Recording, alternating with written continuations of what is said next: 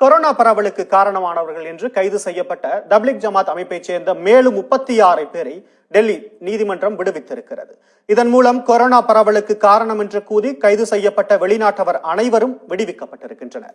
எந்தவித ஆதாரங்களுமின்றி மத்திய உள்துறை அமைச்சகத்தின் உத்தரவின்படி கைது நடவடிக்கை மேற்கொள்ளப்பட்டதாக டெல்லி நீதிமன்றம் கண்டனம் தெரிவித்துள்ளதால் பாதிக்கப்பட்டவர்களிடம் மத்திய அரசு மன்னிப்பு கேட்க வேண்டும் என்ற கோரிக்கை எழுந்திருக்கிறது.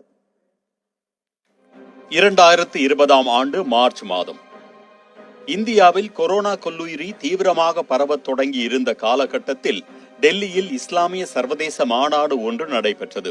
இதில் கலந்து கொண்ட பலருக்கும் கொரோனா தொற்று உறுதி செய்யப்பட்ட நிலையில் கிருமி பரவலுக்கு காரணமாக இருந்ததாக நிகழ்ச்சி ஏற்பாட்டாளர்கள் மீது வழக்கு பதிவு செய்யப்பட்டது. கொரோனா விதிகளை மீறி கூடியிருந்ததாக 236 பேர் கைது செய்யப்பட்டனர்.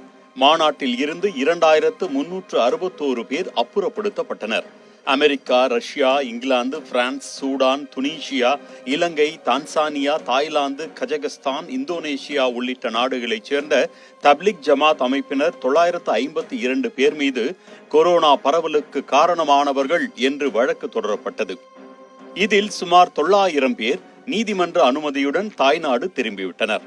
44 பேர் மட்டும் வழக்கை எதிர்கொள்ள தயாராக இருந்த நிலையில் அதில் 8 பேரை போதிய ஆதாரங்கள் இல்லை என்று கூறி டெல்லி நீதிமன்றம் கடந்த ஆகஸ்ட் 24ஆம் தேதி விடுதலை செய்துவிட்டது. டெல்லி மாநாட்டில் பங்கேற்றவர்கள் பெருந்தொற்றுக்கு காரணமானவர்கள் என்று கூறி பலிகடா ஆக்கப்பட்டுள்ளதாக மும்பை அவுரங்காபாத் நீதிமன்றமும் கருத்து கூறியது. இருப்பினும் இந்த வழக்கில் கைது செய்யப்பட்ட வெளிநாட்டைச் சேர்ந்த 36 பேர் மீது டெல்லி பெருநகர நீதிமன்றத்தில் விசாரணை தொடர்ந்தது. வழக்கு விசாரணை முடிந்து கடந்த செவ்வாய்க்கிழமை தீர்ப்பளித்த நீதிமன்றம் அனைவரையும் விடுவித்து உத்தரவிட்டுள்ளது. குற்றம் சாட்டப்பட்ட 36 பேரில் ஒருவர் கூட டெல்லி மாநாட்டில் பங்கேற்கவில்லை என்றும் இந்தியாவின் பல்வேறு இடங்களில் இருந்து உள்துறை அமைச்சகத்தின் உத்தரவின் பேரில் காவல்துறையால் பிடித்து வரப்பட்டவர்கள் எனவும் நீதிமன்றம் கூறியுள்ளது. இப்பொழுது வந்திருக்கக்கூடிய இந்த தீர்ப்பு சம்மட்டி அடியாக விழுந்திருக்கின்றது. இப்பொழுது நாம் இஸ்லாமியர்களுடைய தரப்பிலே நாம் மத்திய அரசிடத்திலும் கோரிக்கை வைக்கின்றோம், மாநில அரசிடத்திலும் சொல்லுகின்றோம். நீங்கள் செய்த செயலுக்காக வேண்டி வருந்துகிறோம், தவறுக்கு மன்னிப்பு கேட்கின்றோம் என்று வெளிப்படையான அறிக்கை கொடுக்க வேண்டும்.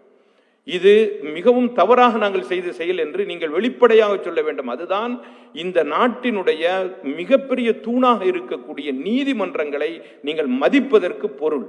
நீங்கள் அதை செய்யவில்லை என்றால் நீதிமன்றத்தை நீங்கள் துச்சமாக மதிக்கின்றீர்கள். இந்த அரசியல் சாசன சட்டத்திற்கு நீங்கள் மதிப்பு கொடுக்கவில்லை என்றுதான் இந்த 2 அரசுகளின் மீது நாம் குற்றம் சுமத்துகிறோம். டெல்லி நீதிமன்ற தீர்ப்பின் மூலம் தப்லிக் ஜமாத் அமைப்பைச் சேர்ந்த வெளிநாட்டினர் மீதான உள்துறை அமைச்சகத்தின் குற்றச்சாட்டில் உண்மை இல்லை என்பது வெளிச்சத்திற்கு வந்துள்ளதாக சமூக ஆர்வலர்கள் கூறியுள்ளனர். அவர்கள் மீது பொய் குற்றச்சாட்டு கூறிய உள்துறை அமைச்சகமும் மத்திய அரசும் பாதிக்கப்பட்டவர்களிடம் மன்னிப்பு கேட்க வேண்டும் என்று கோரிக்கை எழுந்துள்ளது. மாநாட்டில் பங்குபெற இந்தியா வந்த 2000 வெளிநாட்டினர் பல மாதங்கள் சிறை வைக்கப்பட்டதை சுட்டிக்காட்டும் சமூக ஆர்வலர்கள் குறிப்பிட்ட சமூகத்தினர் மீது களங்கம் ஏற்படுத்தும் மத்திய அரசின் முயற்சி தோல்வியில் முடிந்திருப்பதாகவும் விமர்சித்துள்ளனர். சன் செய்திகளுக்காக மோசஸ் ராபின்சன்.